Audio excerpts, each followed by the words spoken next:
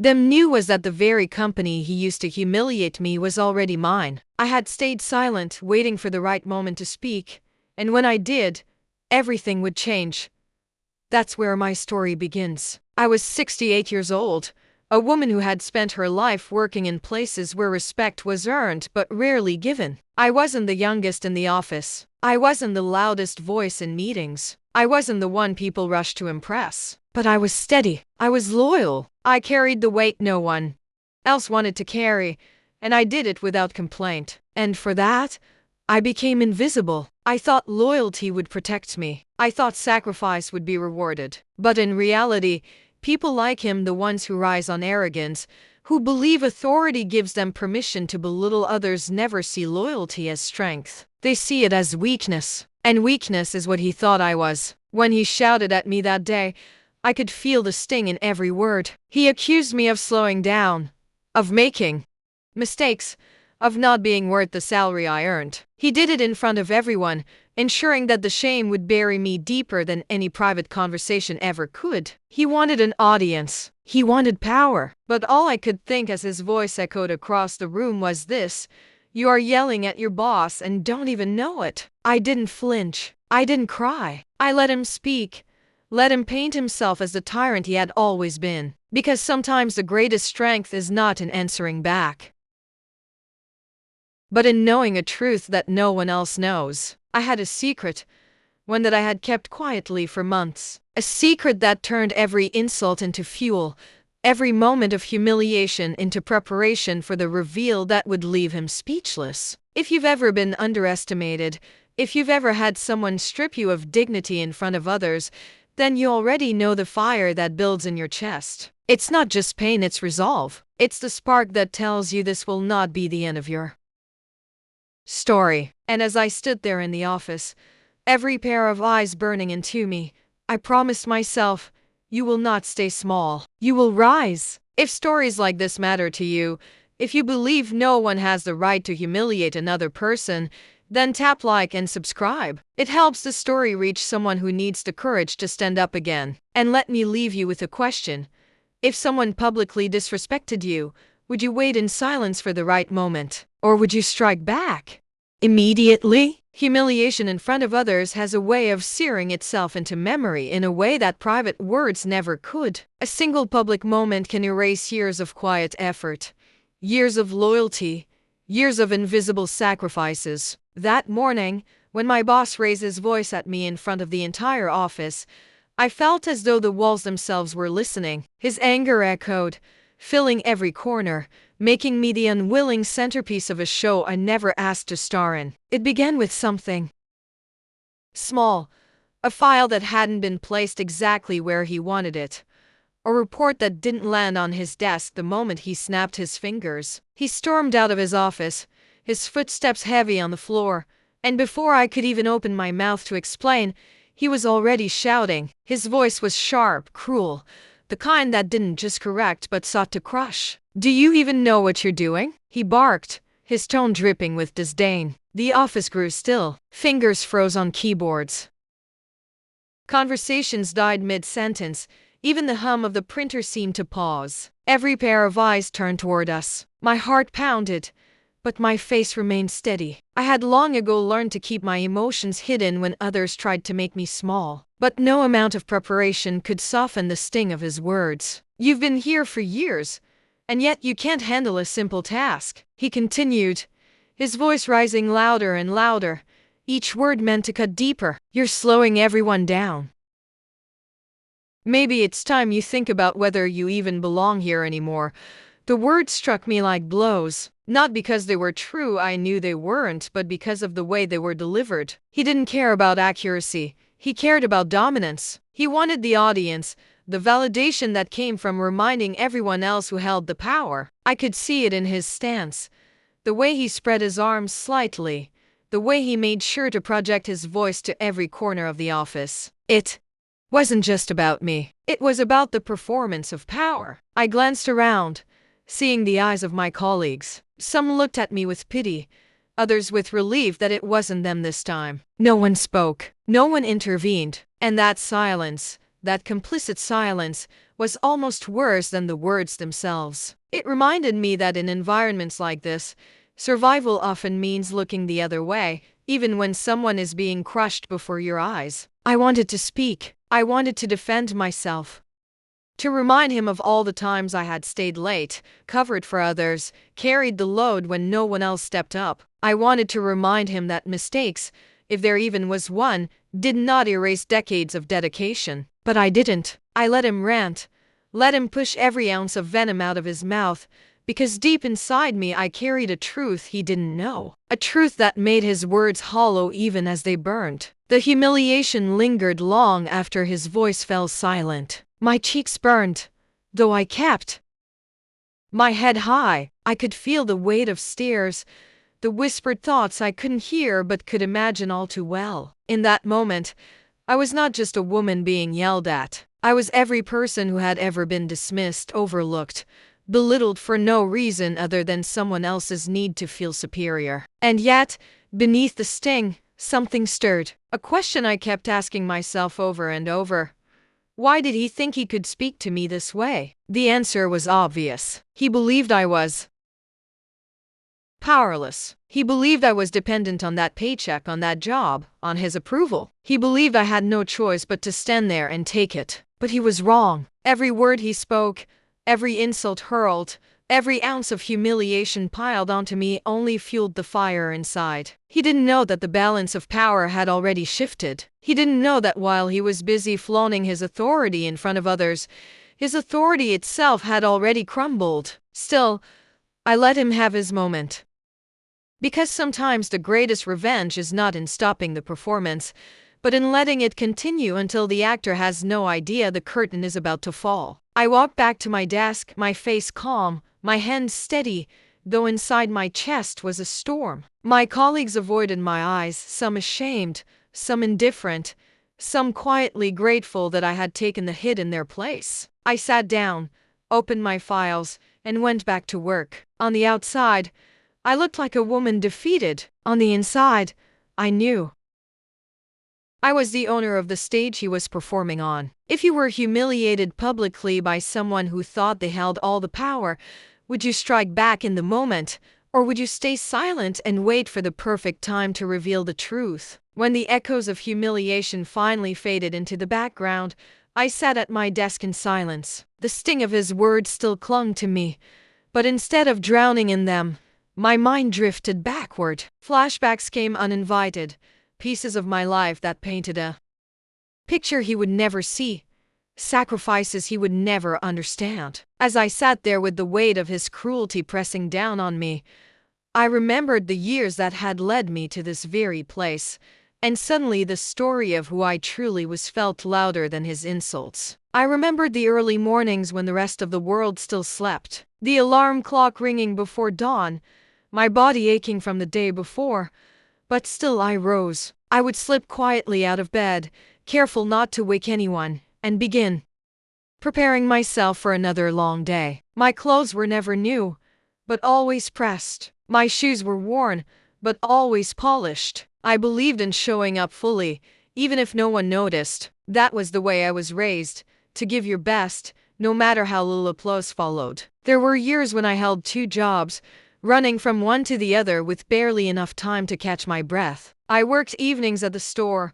mornings in offices, weekends at places that didn't care about my name, only that the work was done. While others spent holidays with their families, I spent mine filing, stocking, cleaning. While others gathered around tables, I was behind counters serving them. And each time I told myself, this is temporary, this is sacrifice, and one day it will mean something. I remembered the bills that came in thick envelopes, each one a reminder of what needed to be paid, what needed to be stretched, what needed to be delayed. There were times I looked at my children's faces and pretended not to notice when they wanted more than I could give. New shoes, school trips, toys their friends had. I would smile and promise next time, even when I wasn't sure how to make it happen. And then I would work a few more hours, stay a little later, accept shifts no one else wanted. Not because I wanted to, but because their happiness mattered more than my exhaustion.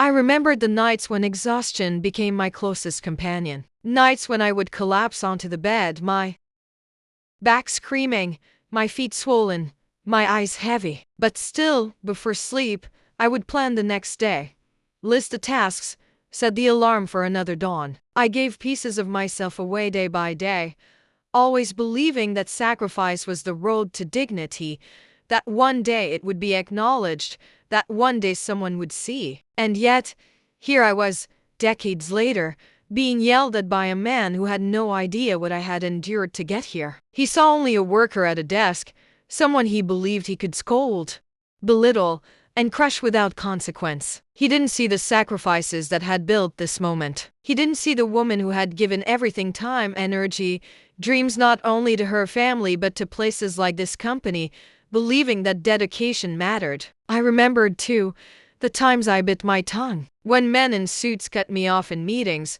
taking credit for ideas I had whispered moments earlier, when promotions passed me by, handed instead to younger faces with louder voices, when my loyalty was praised privately but ignored publicly. Each time, I swallowed the bitterness, convincing myself that my time would come, that patience was strength, not weakness. And now, in the silence after his shouting, I realized the contrast. I had given everything. I had carried burdens no one else wanted, absorbed blame that wasn't mine, accepted less than I deserved, all in the name of sacrifice. And he had reduced all of that to a single public moment meant to strip me of dignity. But here was the truth he didn't know. Every sacrifice had built me. Every unpaid hour, every ignored idea, every moment of invisibility was fuel. I was not broken by those sacrifices, I was forged by them. And when the time came, when the truth was revealed, it would not be him who stood in power. It would be me. I let the memories wash over me, not with regret but with clarity. The sacrifices that once felt like losses now felt like preparation. He thought humiliation was the end of me, but in reality, it was the prologue to something greater. The moment after humiliation is always filled with echoes. His voice lingered in the room, even though he had already stormed back into his office. My colleagues resumed their typing, their conversations, pretending nothing had happened, but the weight of the scene pressed down on me. Yet as I sat there, still and silent, I clung to something none of them could see, a truth I had buried deep inside, a truth that changed everything. For months, I had carried a secret that was bigger than any insult, louder than any humiliation. It was a truth that belonged only to me, and it had taken shape slowly, quietly, like a seed growing beneath the soil, hidden from everyone's sight. That truth was this: the company where I had given decades of my life, where I had been treated as disposable, was no longer theirs. It was mine. The story began years earlier, long before anyone could have imagined such a shift. The former owner of the company, a man who was both respected and feared, had noticed me in ways no one else did. Not for my looks, not for my charm, but for my consistency, my work, my loyalty. While others sought the spotlight, I was content to build quietly, ensuring the foundation was strong. He often told me, in passing, "You keep this place running more than anyone knows." At the time, I thought they were just kind words, thrown my way out of courtesy. I had no idea he meant them. When his health began to fail, I was one of the few who stayed close, not because I expected anything, but because it was who I was. While others circled like vultures, positioning themselves for power, I was the one who carried papers to his home, who sat with him when the nights were long and lonely, who listened when he spoke about his fears that the empire he had built would crumble in the wrong hands. He confided in me, testing me, watching to see if my silence could be trusted. And then, one evening, when his voice was weaker than usual, and the weight of his years sat heavily upon him, he looked at me with tired eyes and said words I will never forget. "This company deserves someone who understands sacrifice, someone who knows loyalty, not greed. When the time comes, it will be yours." I didn't believe him at first. How could I? I was just an employee, a woman who had spent her life invisible to the world. But as the months passed, his intentions became clear. Documents were drawn, papers signed in silence, details hidden carefully from the prying eyes of those who thought power was their birthright. By the time he passed, the foundation had already been laid. The company was mine, not in whispers, not in promises, but in ink and law. Yet I said nothing. I showed up each day as though nothing had changed. I sat at the same desk, did the same work, listened to the same voices that dismissed me. I allowed them to believe I was still the same woman they had overlooked for years. Because sometimes the greatest power lies in silence. Sometimes it is better to let people reveal themselves fully, to let them underestimate you so deeply that when the truth finally comes, it shakes the very ground they stand on. That was the hidden truth I carried when he shouted at me in front of everyone. While he tried to strip me of dignity,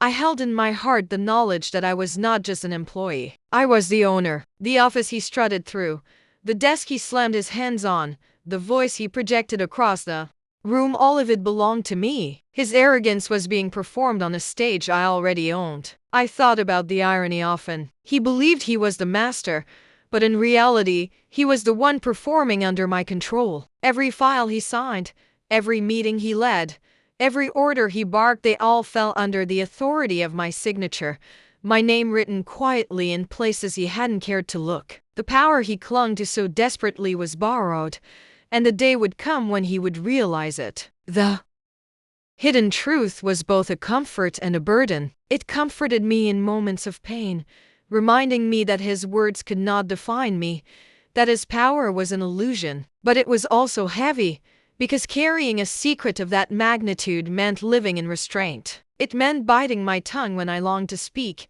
holding my head steady when I longed to shout, letting others believe I was powerless when I knew I held all the cards. I replayed the scene of his anger again and again, but each time I did, I added my own silent thought. Shout all you want. Mock me all you want. You're standing on ground that no longer belongs to you. That was the shield that protected me, the fire that kept me steady, the truth that turned humiliation into a waiting game. And perhaps that is what he never understood. Power is not always loud. Power does not always come in the form of raised voices and public displays. Sometimes power is quiet. Sometimes it is the silence of someone who knows the ending of the story, while everyone else is still lost in the middle. And that was me. I watched him walk through the office each day, oblivious to the shift that had already taken place. He was blind to the fact that while he thought he was the one in control, he was already living in a narrative that I had inherited. And each time he raised his voice, each time he dismissed me, each time he laughed at my expense, I reminded myself, you think I am nothing, but I am everything you fear. If you carried a truth that could change everything, would you reveal it immediately? Or would you wait in silence for the perfect moment to shake the world? Every person has a limit, a threshold that, once crossed, awakens something fierce inside them. For me, that line had been approached many times before, but it wasn't until that second outburst, another storm of humiliation from my boss, that I felt it snap. The air in the office grew heavy that day, and I knew I had reached the boiling point. It started like any other morning, the fluorescent lights buzzing faintly overhead, the rhythm of keyboards filling the space. I tried to focus on my work, carrying the secret of ownership like armor. But when I saw him striding down the hallway, his jaw clenched, his eyes narrowed, I knew what was coming. He had the look of a man searching for prey, someone to absorb the weight of his frustrations. And once again, he chose me. He slammed a stack of papers onto my desk, loud enough to make heads turn. Wrong, he spat, his voice sharp. All of this is wrong. How many times do I have to tell you? Do you enjoy wasting everyone's time? The room froze again. The familiar hush fell across the office, that suffocating silence where no one dared breathe too loudly, afraid the wrath might turn on them. My colleagues' eyes flicked toward me, then quickly away, each of them relieved it wasn't their turn under his fire. Inside, my chest tightened, but I forced my hands to remain still, my face calm. He thought he was in control, that his voice carried weight, but in reality, his words had lost their sting. Because in my mind, Every insult he hurled was layered over with the truth he didn't know. This was my company. He was yelling at his employer. His arrogance was theater, and I was letting him perform his final act without even realizing it. But something shifted that day. While before I had accepted his cruelty in silence, this time I felt the heat of anger rise differently. It wasn't the quiet endurance of sacrifice anymore. It wasn't the calm patience of someone waiting for her moment. It was sharper, hotter, an almost unbearable urge to finally show him who I was. For the first time, I had to grip the edge of my desk to keep myself from speaking the words burning on my tongue. "You're not yelling at an employee. You're yelling at your boss," he continued, his voice rising louder. "Do you understand how embarrassing this makes me look in front of the clients? You're dragging us all down with your incompetence. Maybe this company would run better without you here."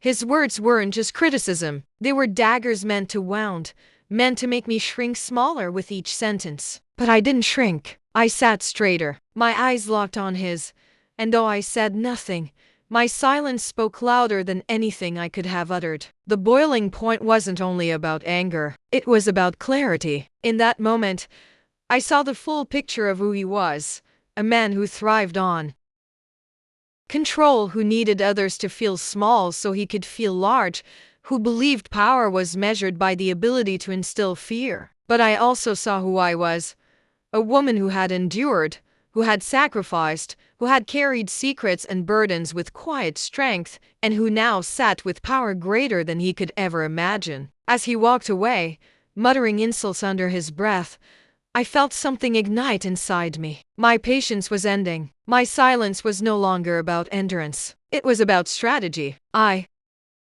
wasn't just waiting anymore, I was preparing. Each humiliation was no longer a wound but a countdown, a tick of the clock drawing us closer to the day when everything would turn. That night, I replayed the scene in my mind. His face red with anger, his voice booming, the office frozen in fear. And then, in my imagination, I rewound and played it differently. I saw myself standing, steady and unshaken, revealing the truth in front of everyone. I imagined the shock on his face, the gasps from my colleagues, the sudden shift in the room as the power reversed in an instant. That vision stayed with me, fueling me, strengthening me, reminding me of what was coming. The boiling point is not about exploding in the moment. It's about knowing that the fire inside you is ready, that when the time comes, it will burn away every lie, every insult, every humiliation. It's about reaching the place where fear no longer controls you,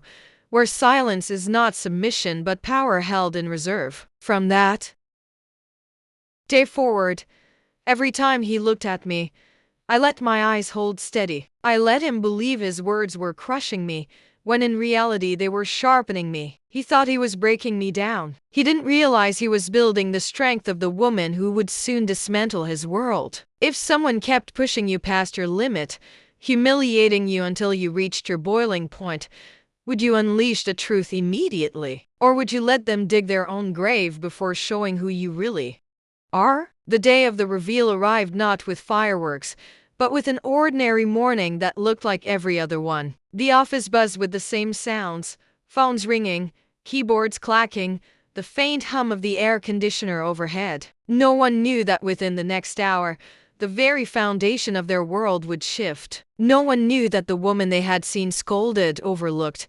humiliated in front of them was about to show them who she really was. I had waited for this moment with the patience of someone who understood the weight of timing. Power revealed too early can be wasted, but power revealed at the perfect moment can never be forgotten. And so, as I gathered my papers that morning and walked toward the conference room where an all-staff meeting had been called, my heart pounded not with fear, but with certainty. This was it. The boss, the man who had raised his voice at me more times than I could count, stood at the front of the room. He looked confident, smug even, as though he had orchestrated this gathering to reinforce his dominance. His voice carried across the space, welcoming everyone, praising the team's effort, pretending to be a leader when in reality he was little more than a bully in a suit. I took a seat near the middle, not at the back where invisibility lived, and not at the front where attention begged to be fed. I wanted the perfect vantage point, close enough for my words to strike, far enough to watch the ripple spread across the room. He spoke of numbers, of challenges, of goals, all with that tone of superiority. And then, as if to remind everyone of his power, he threw in a jab, a subtle but cutting remark aimed at me. Of course, some of us are holding the rest back. Some people don't realize how lucky they are to even be here. His eyes flicked toward me for the briefest second, his smirk confirming he thought the insult had landed. But this time, I didn't lower my eyes. I didn't shrink into silence. I let my gaze lock with his, calm and steady, and then I stood. Chairs shifted as people turned, confusion flickering in their expressions. The room quieted, the hum of conversation evaporating until all that remained was the sound of my footsteps as I walked toward the front. When I spoke, my voice wasn't loud. It didn't need to be. It carried with the weight of truth, and truth has a way of commanding silence. I think it's time everyone here knows something, I said, my eyes sweeping across the room. I saw curiosity, shock, even a hint of fear in some faces. And then I let the words fall. This company is mine. The room erupted into gasps. I could see jaws drop, eyes widen, whispers ripple through the staff like waves crashing against the shore. My boss froze, his face draining of color, his mouth opening but no words escaping. For once, his voice, his weapon, failed him. I continued, my tone steady, unwavering. The former owner trusted me with this company before he passed. He saw loyalty where others showed greed. He saw sacrifice where others sought recognition. And he made sure that the future of this place would be built on dignity, not arrogance. I turned to face him directly. So when you yelled at me, when you humiliated me in front of everyone, you weren't speaking to an employee. You were speaking to your boss. Every insult, every cruel word, every attempt to strip me of dignity, you did all of that on ground that already belonged to me. The silence was electric. Colleagues stared, some in awe, some ashamed for the silence they had kept while I endured his cruelty. But the most satisfying sight was him, standing frozen, his hands trembling slightly at his sides, his eyes darting around the room as if searching for an escape. There was none. I didn't need to raise my voice. I didn't need to mimic his cruelty. My power wasn't in volume, it was in truth. And truth, once spoken, cannot be undone. In that moment, the hierarchy reversed itself entirely. The man who once strutted through the halls as though he owned the world now stood exposed, stripped of every illusion of authority. I saw myself reflected in the eyes of those around me, no longer invisible, no longer the woman to pity. I was the one in control. I was the one holding the pen that would write the next chapter. The humiliation that once burned now felt like vindication, not because I had sought revenge, but because the truth had finally found its voice.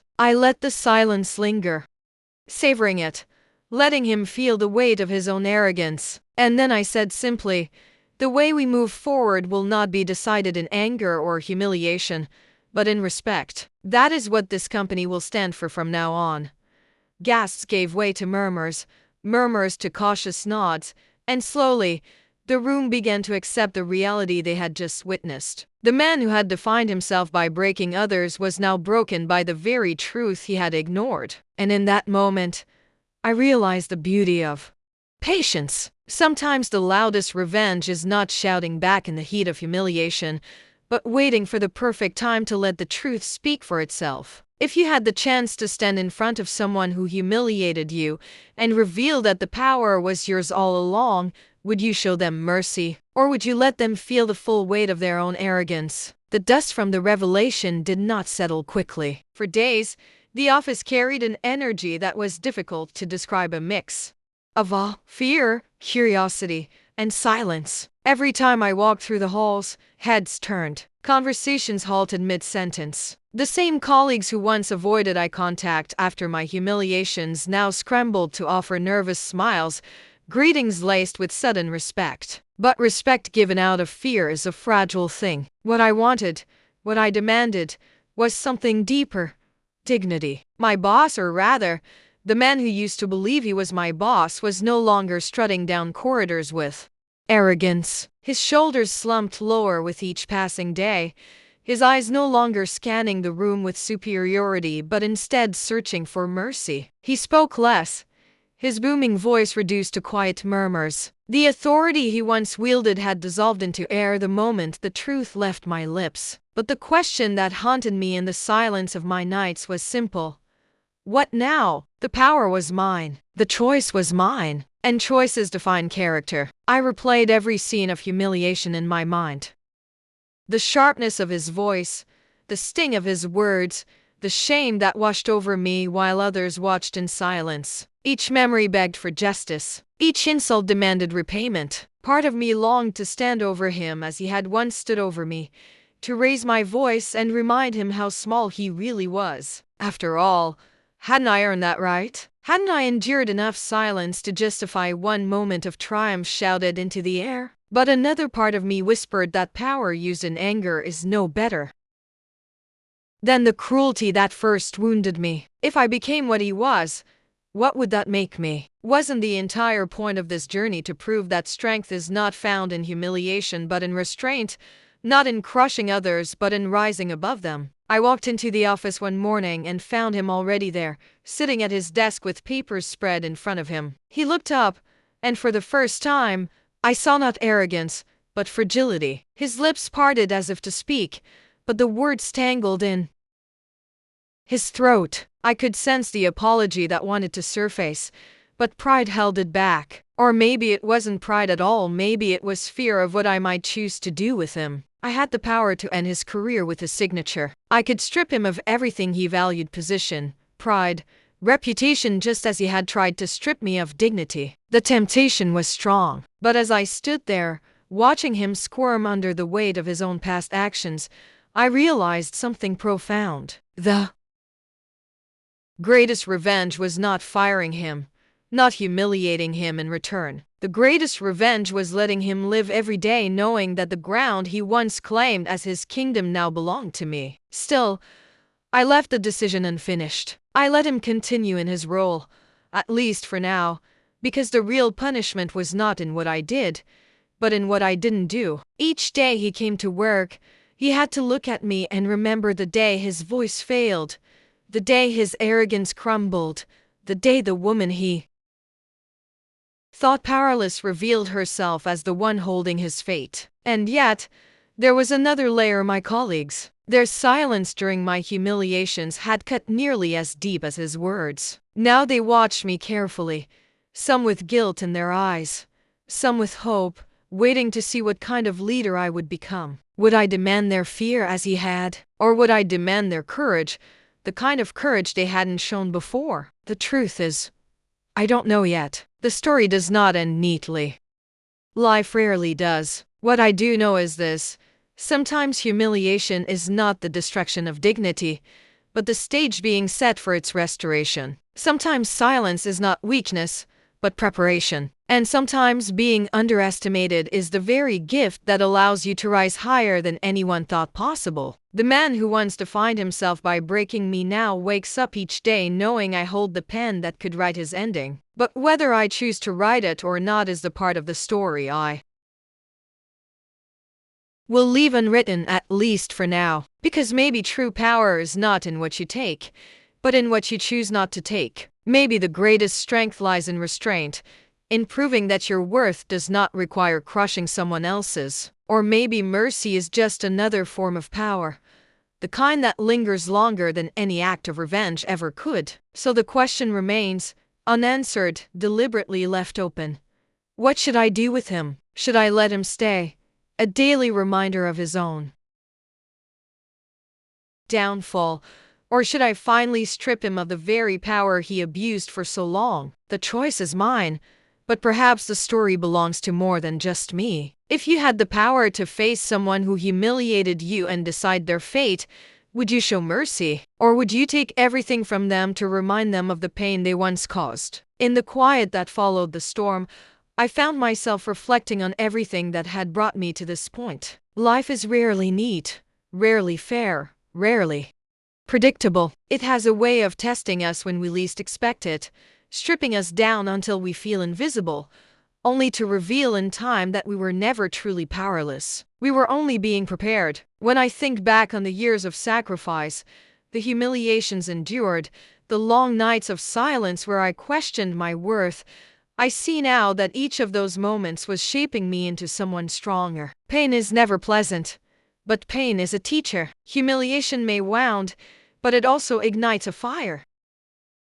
Betrayal may weaken us temporarily, but it also forces us to discover the strength we never knew we carried. Faith, for me, became the thread that held everything together. Faith that the sacrifices were not wasted. Faith that loyalty meant something even when the world pretended it didn't. Faith that dignity could not be stolen by cruel words, because dignity is not granted by others, it is chosen by us. And perhaps most importantly, faith that God does not abandon us in our lowest valleys. He uses them to prepare us for the mountain ahead. I know there are people watching this who have been overlooked, who have been humiliated, who have been silenced in rooms where they deserve to be heard. I want you to know that your silence is not proof of weakness. Your quiet strength, your perseverance, your decision to rise each day even when no one notices, those are seeds. And seeds take time. They grow in the dark before they ever break the surface. But when they do, no one can stop the bloom. What my former boss never understood is that power is not in volume, not in dominance, not in fear. True power is in patience, in resilience, in the ability to rise without becoming what tried to destroy you. It is in choosing not to mirror cruelty but to surpass it. And that lesson, that truth, is something no humiliation could ever take away from me. There were nights when I asked myself why I had to endure so much, why life seemed determined to test me. But now, standing where I am, I see the answer clearly. Because endurance created strength. Because silence created clarity. Because waiting allowed me to not only survive but to emerge stronger, wiser, and freer than I had ever been. So if you are in a season of humiliation, if someone has tried to strip you of your dignity, remember this: the story is not over. What feels like defeat today may be the preparation for victory tomorrow. What feels like the end of your worth may just be the beginning of your power. And sometimes the very people who think they are breaking you are unknowingly preparing the stage for your rise. Hold on to faith. Hold on to dignity. Do not let someone else's voice define your value. Because your worth has never been in their approval, it has always been in your resilience. And as I leave this story open-ended, I remind myself and all of you, life will always give us choices. Choices to forgive or to punish, to rise or to stay small, to define ourselves by pain or by strength. The choice is yours, and the story you write with it will echo far longer than any insult ever could. If this story touched you, if you believe in resilience, dignity, and the quiet strength that transforms humiliation into victory, then tap like and subscribe. It helps these stories reach those who need hope the most. And stay with me, because in the next video, we will step into another powerful story, one that will test the limits of trust, betrayal, and the power of truth. You won't want to miss what comes next.